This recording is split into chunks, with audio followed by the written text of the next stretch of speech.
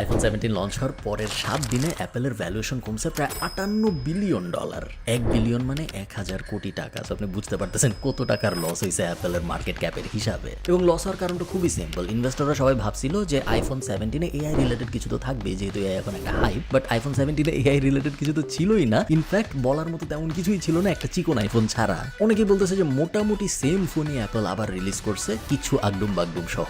মজার ব্যাপারটা কি দেখেন, যদিও ইনভেস্টররা হ্যাপি না, অ্যাপেলের ভ্যালুয়েশন কমতেছে, বাট কনজিউমাররা কিন্তু হ্যাপি। কিরকম হ্যাপি এটার একটা উদাহরণ দিয়ে আমি আপনাদের। আইফোন 16 লঞ্চের প্রথম দিনে পুরো 24 ঘন্টায় যেই পরিমাণ প্রি অর্ডার পাইছিল, আইফোন 17 প্রথম 1 মিনিটে লঞ্চের তার থেকে বেশি প্রি অর্ডার পাইছে। কনজিউমাররা এখনো অ্যাপলকে এবং অ্যাপলের ইকোসিস্টেমকে ভয়ঙ্কর রকম পছন্দ করে, এবং তারা এই পছন্দ করা দেখাইতে কখনোই কার্পণ্য বোধ করে না। স্পেশালি বাংলাদেশ, ইন্ডিয়া, চায়না, এই মার্কেটগুলায়, আপ অ্যান্ড কামিং মার্কেটগুলায় অ্যাপলের প্রোডাক্টকে এখনো লাক্সারির সিম্বল হিসেবে দেখা হয়, যেটা একটা বড় কারণ যে অ্যাপলের এখনো অনেক টেনশন করার কিছু নেই। কারণ ওরা জানে যে এক শ্রেণীর মানুষ আছে যারা সবসময় লেটেস্ট আইফোনটা কিনবে, কারণ তারা চায় মানুষ তাদের এই আইফোনটা স্ট্যাটাস সিম্বল হিসেবে দেখে তাদেরকে জাজ করুক। আপনি কি এমন কাউকে চিনেন যে সবসময় লেটেস্ট আইফোন কেনার চেষ্টা করে? আমাকে কমেন্টে জানান।